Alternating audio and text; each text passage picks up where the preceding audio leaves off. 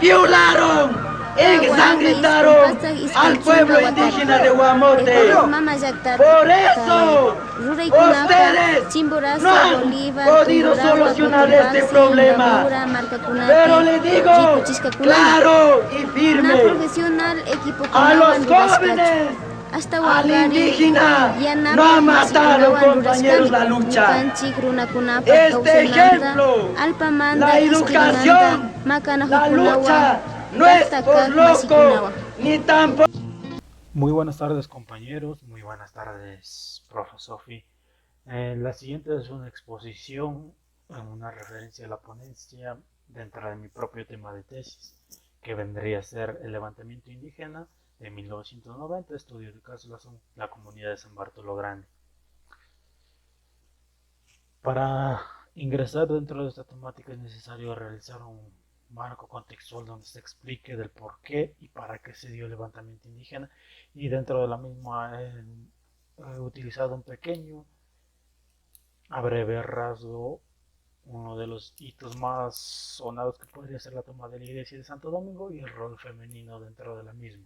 Para ello debo contextualizar lo siguiente.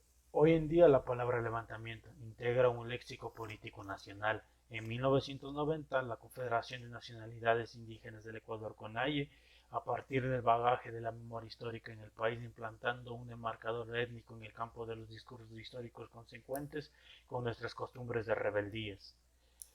En su acepción original, el levantamiento definía un acto de rebelión en una hacienda. Sin embargo, ahora suscitan varias connotaciones en la memoria ecuatoriana, la cual podemos descartar de dos maneras. La primera evoca la manifestación de la vida pública de una población que conscientemente o inconscientemente de ellos se identifique a sí mismo en la clasificación histórica indígena, y que a su vez quiere ser reconocida como tal por el Estado ecuatoriano y en todos los sectores, tanto privados como públicos. En segundo lugar, el levantamiento indígena implica una movilización extendida al ámbito nacional suscitada tras un problema político de orden general. A la alborada de 1990, las carreteras nacionales y provinciales de la sierra amanecieron bloqueadas con piedras, zanjas y barricadas de árboles. Varios grupos de indígenas que partieron al alba interrumpieron el tráfico entre las principales provincias del país. En el transcurso de estos tensos días, los mercados escasearon de productos e insumos varios de las principales ciudades de la sierra. Reactivada la memoria colectiva de la población blanco-mestiza, las principales vías del comercio del callejón interandino amanecieron cercadas por indios, como en tiempos de la colonia. Dado la introducción o la contextualización antes mencionada, parto desde la temática que nos trae a ello, que es el levantamiento indígena en Quito y el rol femenino en la toma de la iglesia de Santo Domingo 1990. La siguiente presentación, el levantamiento indígena en Quito y el rol femenino en la toma de la iglesia de Santo Domingo de 1990, siendo las movilizaciones indígenas y las propuestas sobre la tierra y el agua con la concentración en la plaza de Santo Domingo. Con ese propósito se estudian varias coyunturas que empiezan a mediados del siglo XX, desde la reforma agraria y las posteriores peticiones de formación de la nación plurinacional generadas a los gobiernos de turno, desembocando en el levantamiento indígena de 1990. Esta presentación muestra las diversas relaciones entre las comunidades indígenas entrelazadas para un bienestar y reclamo social común, y los pensamientos diversos de historiadores y antropólogos alrededor de esta temática. Para ello, las fuentes documentales y audiovisuales revelan que en la ciudad de Quito entre 1950 y 1990 existieron movilizaciones indígenas por la lucha de las tierras. Indígenas de diversas provincias del Ecuador ocasionaron levantamientos y disturbios donde los ideales indígenas fueron parte del pueblo comunal, presentados por los líderes y movimientos políticos indígenas acompañados de algunos grupos de izquierda. Provincias como Chimborazo, donde la mayor parte de la población es indígena, se movilizó a la ciudad de Quito. Esta presentación expone los días del 28 de mayo y el 8 de junio de 1990 durante la presidencia de Rodrigo Borja, en la cual se dio la toma de la iglesia de Santo Domingo por el descontento de las nacionalidades indígenas de la sierra ecuatoriana por demandas a la no expropiación de recursos naturales, tierra, agua. Además buscaban su autonomía en los ámbitos sociales, políticos, culturales y económicos. con su integración en el Estado ecuatoriano como ciudadanos partícipes, en la cual surge la intolerancia hacia este sector social por parte de los medios de comunicación e información, quienes estaban regulados bajo esta clase dominante, quitándole valores a este suceso histórico, llamándoles el levantamiento del Inti Raymi de 1990 por la historiografía ecuatoriana y por líderes indígenas. Con ello ingresamos a lo que nos conlleva en esta pequeña presentación, el levantamiento indígena en la ciudad de Quito y la toma de la iglesia de Santo Domingo de 1990. Para ello cabe hacer mención a la siguiente cita: el indigenismo latinoamericano reconoce la existencia del pluralismo étnico y las necesidades consecuentes de elaborar políticas especiales para los pueblos indígenas. A raíz del Congreso Indigenista de Pátzcuaro en 1940, se introduce la tendencia integracionista que trata de generar una compatibilidad con la integración de los indios a la sociedad moderna, dotándolo de todos los instrumentos civilizados necesarios, conservando las matrices culturales que les son características a dichos grupos étnicos. Esto por dicho en Osvaldo Brodsky en 1984. Para ello, en esta presentación es necesario darse cuenta de que esta pequeña exposición o presentación fue dada gracias a fragmentos de videos generados por la CONAIE durante los hechos ocurridos en el levantamiento indígena entre los meses de mayo y junio de 1990 en la ciudad de Quito. Durante los años 80 del siglo XX, las naciones indígenas del Ecuador desarrollarían una serie de luchas políticas y movilizaciones sociales, desencadenando el levantamiento indígena de 1990. Es descrito como el levantamiento del Inti Raymi por la conmemoración de 500 años de saqueo, de racismo y colonialismo, del despojo de las tierras, alimentación al país, que no han podido apagar la llama sagrada de la rebeldía de los pueblos indios. El fuego ha pasado de mano, Rumiñahui, Daquilema, Manuela León, Dolores Cacuango. Con la crisis de la situación se agrava la quinta Asamblea de Confederaciones Nacionales Indígenas del Ecuador, CONAIE, reunida en Pujilí en abril de 1990, convocó al levantamiento indígena del 4 a 6 de junio para exigir a los gobiernos los 16 puntos de mandato por la vida y los derechos de las nacionalidades indígenas del Ecuador, evidenciándose los reclamos por parte de los indígenas es la validación de su accionar por parte del Estado, quienes vulneran los derechos e ideales de los indígenas, cansándonos de ellos.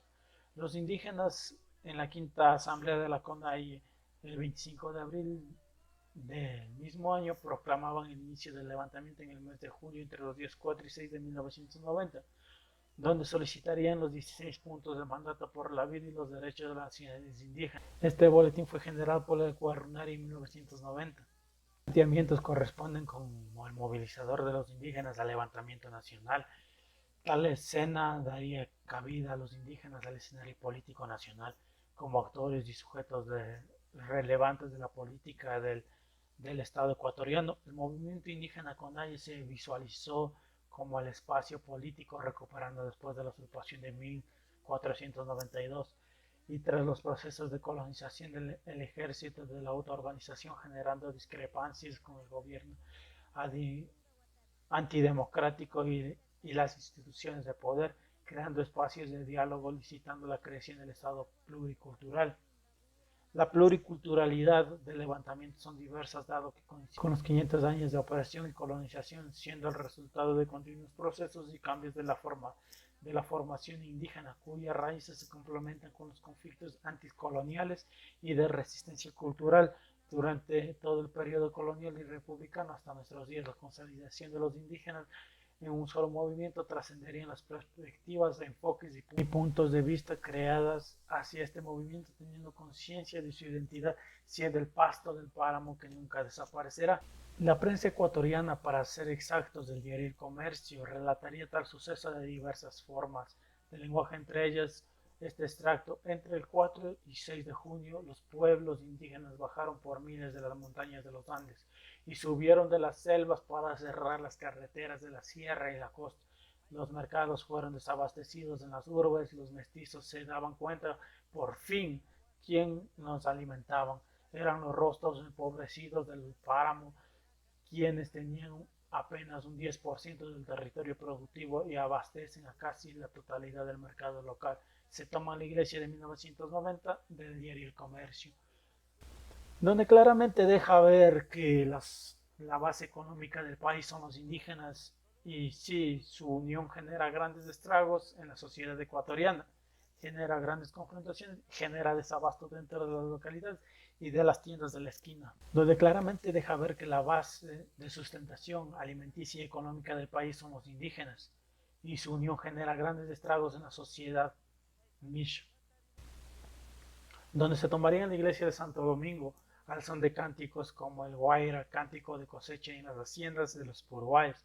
En la toma de la iglesia recitaron únicamente Shukshuya, Shuyuyawa, Shumaquilla, Runa Kashpa, Ama Manchanchi, carajo, una espera, una sola mentalidad, un solo puño. Somos indígenas, no tenemos miedo. Estas palabras claramente evidenciaban la unión de los pueblos y comunidades indígenas partícipes para un mismo fin, una misma ideología y creencia. Esto dicho en palabras de la CONAI. La toma en sí de la iglesia es un golpe moral psicológico a la cultura blanca mestiza y a la religión católica. Si lo analizamos desde un enfoque de colonial expuesto por Silvia Rivera Cusicangi, socióloga, antropóloga y partícipe de la teoría de colonial, son los vestigios de extirpar las creencias europeas a medida de recuperar la cultura y las creencias prehispánicas. Dada que la toma de la iglesia el domingo se da en base a los ritos culturales, como antes mencioné, el Guaira, uno de los cánticos andinos que se mantienen hasta la actualidad dentro de algunas localidades, en este caso la provincia del Chimborazo, comunidad colta, etnia Puroa. Las fuentes visuales juegan un rol en la toma, o lo que Silvia Rivera Cusicangi llamaría el montaje creativo. Trabajaría aquí como en la historia oral, seleccionando ejes temáticos a partir de un registro libre y muy abundante. Esto desde la psicología de la imagen de Silvia Rivera Cusicangi, el Kiasequian, una reflexión sobre las prácticas y discursos descolonizadores de 2010 y Cusicangi, Sociología de la Imagen de 2015. La toma de la iglesia abarcaría un lapso de 11 días donde la desconfianza de los indígenas sobre los diálogos con el gobierno era constante y notable. El arzobispo de Quito manifestaba que el gobierno debería entablar conversaciones con los indígenas en el momento en que desalojen las instalaciones. Blanca Chancoso, vocera del grupo, afirmó la desconfianza en el gobierno, manifestando que no creen las propuestas del gobierno, dado que en ocasiones anteriores realizaron caso omiso a las peticiones. La toma de la iglesia para el grupo de 200 personas representaría el ser escuchado, además de que no se podría atentar contra el bienestar de los mismos por encontrarse en un templo, un lugar santo. El Monseñor Corral apoyaría a los indígenas y los mantendría protegidos. Se toma la iglesia y diario El Comercio en 1990. Los indígenas serían acusados de portar armas en la toma de la iglesia de Santo Domingo, lo cual desmentiría Blanca Chincoso, quien diría: las únicas armas que tenemos son de la verdad y la de la justicia. El control policial sería constante afuera del templo. El diario El Comercio mencionaba que la iglesia de Santo Domingo fue el cuartel de batalla de los indígenas durante 11 días. Posterior a ello limpiarían las instalaciones ocupadas para dormir y cocinar. El espacio fue ocupado por hombres, mujeres, ancianos e infantes. Situaciones inlaterables. Diario El Comercio en 1990. He llegado casi al final de esta pequeña exposición, que sería el rol femenino en la toma de la iglesia de Santo Domingo de 1990. Desde el punto de partida sobre el rol femenino en la toma de la iglesia de Santo Domingo, hago una referencia a la teoría de coloniales Silvia Rivera Cusicangi por motivo a relatar la metodología oral. Para Cusicangi, la recuperación del dialecto o lenguas de las comunidades indígenas es el primer paso a la descolonización del pensamiento y espíritu. ¿Cuál sería entonces la relación entre el rol femenino y las prácticas de coloniales? La toma pacífica de la iglesia de Santo Domingo, donde tanto hombres como mujeres trabajan en conjunto por un bienestar general de los indígenas, por su derecho de igualdad. Por ello realiza a modo de vocero vendría a ser tal vez una transcripción íntegra en quichua y en español, donde podemos evidenciar el término de colonial por el motivo en el cual la mujer indígena habla en el dialecto quichua, afirmando como parte de la cultura indígena. Ñukanchi kuna runa kaimanta rimagrini, ñukanchi propia cultura quichua pishimipi, kaipi ñukanchi kashkanchi, allipumanta ninchi allipumanta kaita muro gobierno ñukanchi mañakunchi ari ningapak firmanapak ñukanchi llukshingapak kanchi ñachun compañeros kuna fuertes mi kanchi mana shitashkalaya kanchi. Solo porque estamos entre indígenas hablamos de nuestra propia lengua e idioma, ya que es parte de nuestra cultura. Nosotros estamos aquí por la tierra y que se nos fue otorgada. Y este gobierno moroso no lo acepta. Si el gobierno acepta nuestras peticiones y firma nuestras condiciones, saldremos con todos los compañeros. Somos fuertes, no estamos solos, aunque crean que estamos solos. En español. ¿Y por qué utilizo este fragmento claramente? Como diría Cuscangi, existe una construcción colonial donde el dialecto indígena juega en diversos aspectos, donde la comprensión de las demandas es necesario el conocimiento del dialecto quichua. La mujer notablemente cumple con un rol actor social relevante, manteniendo un control de poder entre hombres y mujeres indígenas, manteniéndose a la par y generalizando a la hora de entrar en diálogo. La primera parte del dialecto de la mujer podría malentenderse en el momento en que ella expresa que solo porque está entre indígenas usa el dialecto quichua, pero la realidad es que genera una postura de colonial en la praxis. Además, a manera de añadidura durante el levantamiento indígena, las mujeres realizaron cánticos de motivación como a la lucha de campesinos, a la lucha y a la unión, que nosotros somos muchos y uno es el patrón. Reclamos, opiniones, criterios sobre el por qué surge el levantamiento y cuáles son las condiciones para su cese. A modo de conclusión, los indígenas son actores sociales que sin la ayuda de un organismo ajeno a la comuna no pueden establecerse en la sociedad como actor social y político pensante. Plantear que estos organismos fomentan la creación de los movimientos indígenas es cierto que ayudan a la conformación desestabilizando el gobierno. Los levantamientos antes y después de la conformación de los organismos siempre han reclamado el derecho a permanecer y ser parte del Estado y la autonomía de la cultura indígena, es decir, a la no intromisión de estos actores sociales políticos en la cultura indígena. Es verdad que los indígenas, al no ser tomados como actores sociales y políticos durante estas décadas, se vieron sometidos a no tener voz, siendo utilizados por organismos que solicitan que acudan a conflictos por su bienestar, utilizando a los indígenas para lograr sus cometidos y su ascenso al poder.